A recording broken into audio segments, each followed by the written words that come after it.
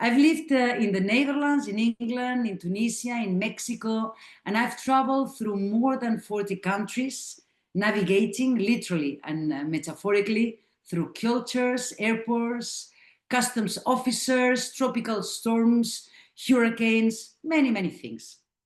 And through all these years, I've lived many professional lives. I've directed hotels, I've designed congresses, I've founded businesses, written books, taught in universities, spoken at conferences, and I've done something far more powerful and meaningful than all of that combined. I fell in love with Dan. It was my best project, my best investment, and the only person capable of slowing me down. So tonight I want to take you through my journey, not the polished LinkedIn version, but the real one. The one full of unexpected turns, mistakes, reinventions, catastrophes, wonderful surprises, storms, sunrises, and lessons that shape the woman standing here today, tonight, in front of you. My career has three major jumps, from operations to management to strategic vision. And each one of those jumps didn't just change my job, it changed me. And everything began when I was 16. I was telling you at 16, back when teenagers went dancing on Saturday afternoons, not scrolling TikTok, I had my first job in a baby disco serving Coca-Colas to other teenagers. And very quickly, I realized something important. It was much more fun to be behind the bar watching the chaos than being in the chaos. That was my first lesson in leadership. Control your environment or the environment will control you. But I didn't stay behind the bar for too long. My ambition had legs, wings, and a motor. So off I went. Years later, my real operations journey began in Tunisia, where I spent 5 incredible years helping open 9 hotels, from Túnez to Hammamet, from the Sahara Desert to the island of Jerba. If you want a master's degree of human behavior, forget Harvard. Try opening 9 hotels in North Africa during sunstorms, Ramadan, and 45 degrees. You learn fast that serving isn't only about attending to needs. It's about reading emotions, balancing expectations, and surviving surprises while keeping your smile glued to your face with determination. Those 4 years in Tunisia were magical, demanding but magical, rich in lessons, cultures, friendships, scents, flavors, and a hospitality culture that touched my soul. Eventually, I returned to Spain and settled in Barcelona, full of fresh energy and ready to continue growing. And that's when destiny introduced me to Mr. Mantequilla. I landed my first major managerial role in an hotel near the airport, Barcelona Airport. The owner, God bless him, truly believed the staff was stealing portions of butter from the breakfast buffet. He didn't suspect jewelry, wine, money. No. Butter. As the general manager, every morning I had to stand next to the buffet and guard the butter like a detective at a crime scene. I'm not exaggerating. This man believed that the staff had created a black market of underground butter trafficking. The stress was so overwhelming that I actually ended up in the hospital. Not because I was hit by a truck, not because I was attacked by a drunk guest, no, because of butter. And there I learned my first great leadership lesson. Fear-based leadership is toxic. And I promised myself I will never ever lead like this. But then the universe compensated me. The director of the Ritz Barcelona Hotel, who had seen me work in Tunisia, called me and said, "Eva, come home. I want you in my team." So yes, I joined the Ritz as director of events. And let me tell you, if you've ever worked in a palace with thick carpets, Baroque curtains, chandeliers dripping crystals, and a team trained to make perfection look effortless, you don't know what true pressure feels like. I organized hundreds of weddings, banquets, graduations, anniversaries, events where people expected magic. And magic at the Ritz was mandatory. One Monday morning, I received a huge bouquet of flowers. I immediately thought, yeah, finally an admirer, yes. But no, no, no, no. It was the father of a bride who wrote, "Thank you for making Saturday the best day of my daughter's life."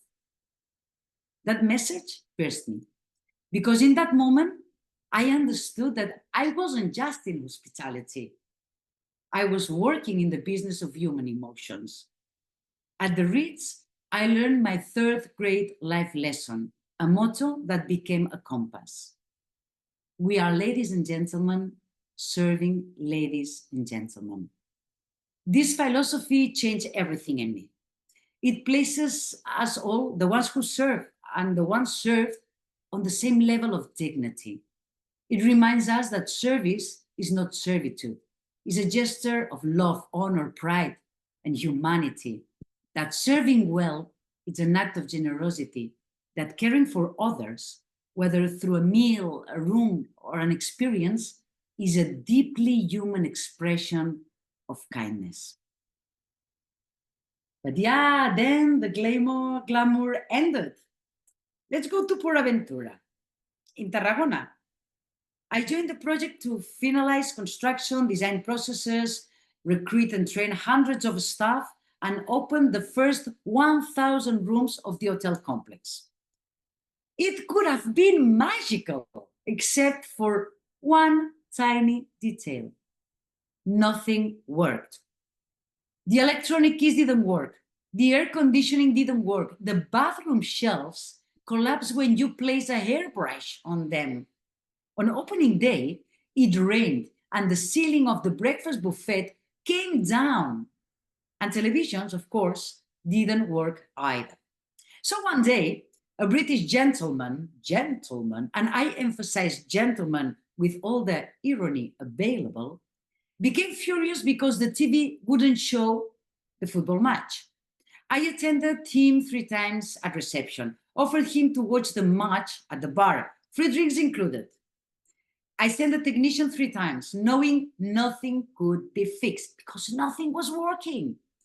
And all with my best smile, the hospitality smile. So finally, he came down, carrying the television in his arms and threw it over the reception desk at me, a flying television. Let me tell you that if Netflix had existed, this moment would have had its own show. And that day, I learned something essential. In hospitality, empathy, patience, and humor are just as important as emergency protocols. And also, I learned something else. Not every gentleman qualifies under the Ritz definition. After Ventura, I had had enough of flying TVs and butter conspiracies, so I did what any sane people would do. I took a sabbatical year and sailed the Mediterranean. Those months were transformative. The sea taught me humility because the wind is the boss. The weather forecast becomes your holy scripture. You learn the beauty of silence during night watches, the wonder of arriving at a tiny port at dawn and discovering a micro world full of stories. You learn to listen to yourself, to the waves, to the rhythm of life. After that, I obtained my captain's license and I've sailed across the Caribbean, the Adriatic, the Gulf of California, the Greek islands. And then life hit me with a different kind of storm. A serious car accident in 2005. A full year of recovery. 6 months in a wheelchair. And here came another great lesson. Life is fragile, unpredictable, and absolutely sacred. Sunsets look different when you don't know if you'll work again. After recovering, I flew again to Mexico, where I became director of business for an hotel investor. I opened a cultural center, created a philanthropic foundation that still exists today, and for the first time, felt completely aligned with my ambition and talent. And then my business plan imploded in the best possible way. I met Dan. It was October 16, 2007, and the moment I saw him, I knew I would change continents, I would change careers, I would change everything for the boy. And here came the next lesson. The heart always leads, and it's wise. So I moved back to Spain, full of love, and found a country in economic crisis. Spain 2008, total devastation, nobody hiring. So I did what entrepreneurs do. I invented a business that was called Eat Up, an app to find daily menus, menú del día, within 300 meters. Brilliant idea, but 10 years too early. I failed spectacularly. But it became my personal MBA and taught me timing matters. The window of opportunity is everything when starting a business. It taught me that you must understand the actual business. What is the industry you're gonna be working at? And the third thing, resources are finite. Protect them when entrepreneuring. And here came these chapter lessons. Failure doesn't break you, it sharpens you. And to be sincere, if ETAP had succeeded, I would now be somewhere in the Caribbean on a luxury yacht, drinking homemade kombucha, not entertaining you on a Monday night. So you're welcome. In 2015, I founded evaballarin.com and began writing about strategy, sustainability, talent, business models, everything in hospitality, in Oreca. Soon, the invitations to speak and teach were flowing. Then, in 2016, destiny called, literally. One day, a man who claimed to be a fan of my content asked me to design a brand new congress. And I did it. In 7 years, we went from 0 to 45,000 visitors, 500 speakers on 11 stages, and a new way of thinking the industry. It was a game changer. And the lesson of those 7 years was that innovation, it's not breaking things, it's connecting dots no one else's sees. I was on fire with events when COVID arrived and everything stopped, everything froze. So I pivoted. I led one of the first major online hospitality summits, the Tourist Talent Lobby, 25 live sessions, 100 guests, 5,000 viewers every live session. And someone believed I had a great vision and appointed me to the National Council of Tourism in Spain. I still belong to it, which means that nobody has yet discovered I might be an imposter. So please don't tell them. Let me keep the badge. And still during a lockdown, I turned 50. My plan was to celebrate in Japan dressed as a geisha, of course with Dan. Instead, I blew a candle on a cupcake in front of a screen on a Zoom session. Definition of 2020. And during that time, I learned the concept of the black swan, a highly improbable and predictable event with massive consequences. COVID taught all of us to expect the unexpected and to build resilience around uncertainty. During the pandemic, many of us reconsider our priorities. We question habits, values, goals, and we realize that we wanted and we needed different things. And I realized I wanted and I needed to grow professionally in a deeper way. So I applied to Stanford University, to the LEAD program. Out of 500 participants, I was the only one from tourism, from Oreca, hotels, restaurants, and cafe, and MICE industry. MICE stands for meetings, incentives, congresses, and exhibitions. In Stanford, 2 years of strategy, neuromarketing, neuroscience, leadership, and I emerged with a completely upgraded mind. From there, I expanded internationally, designing and directing congresses in Honduras, Panama, Guatemala, and recently in Alimentaria Hostelco in Barcelona. So today, I no longer manage operations. I manage ideas, inspiration, and strategic direction. As we reach the final chapters of my story, I want to share the conclusion that took me decades to fully understand. The biggest challenge in hospitality isn't technology. It isn't profit margins. It isn't competition. It's people. People serving people. So in 2024, I founded Horecality, a platform that helps leaders to build balance, clarity, strategic thinking, and human-centered leadership style. Because here is another great lesson. Leading in hospitality, it's not controlling. Leading is enabling happiness. So now I return to the place that holds my heart, Ibiza, here, where we are now. I first set foot on the island in 1987 and I fell in love right away. In 2007, Dan and I anchored our small boat in Santa Eulalia, and 10 years later, we found our home, a little house on the countryside full of silence, sunsets, and Mediterranean rhythm.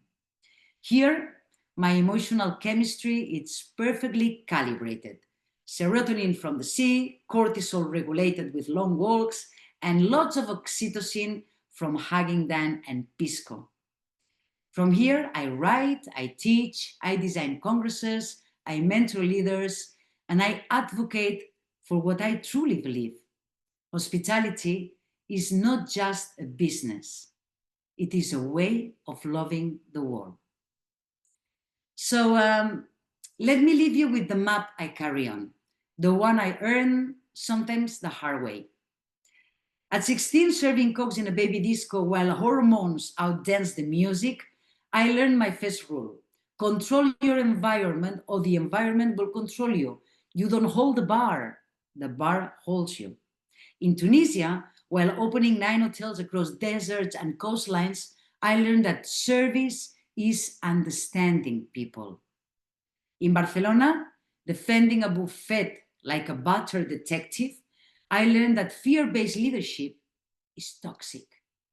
At the Ritz, a bouquet delivered on a Monday taught me that hospitality is curating life moments.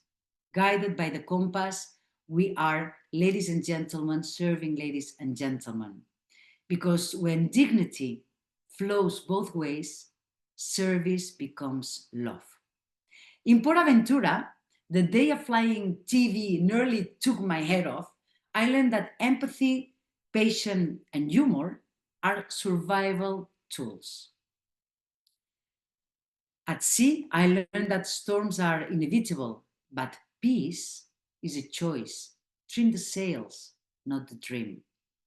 After my accident in 2005, during a year of recovery, I learned that life is fragile and sacred. Count sunsets, no trophies. Then came Dan, a decision made with the heart, and the heart is wiser than strategy. Let me say that the heart is your strategy for breakfast. With it up, my 10 years too early startup, I learned that timing, reality, and resources matter. And failure doesn't break you, it sharpens you. With the congresses, I've learned that innovation isn't distraction, it's connection, connecting the dots, and new walls appear. With COVID, the cupcake, the Zoom, the cancel geisha dream, I learned that black swans exist. So embrace uncertainty. Build resilience before you need it. At Stanford, I learned that when you upgrade your mind, your horizon spans. With oracality, I understood the real challenge is people serving people. So, if tonight you remember only a handful of words, let them be this: serve people, trust first, trim the sails, count sunsets, follow your heart, let failure sharpen you, connect the dots, spec black swans, upgrade your mind, enable happiness. That's the woman I am, shaped by mantequillas and moonsons, by bouquets and black swans, by a flying TV and a love that steadies every storm. And that is my wish for you. May your map be brave, your helm be steady, and your horizon always full of light. Thank you for allowing me telling you my little story.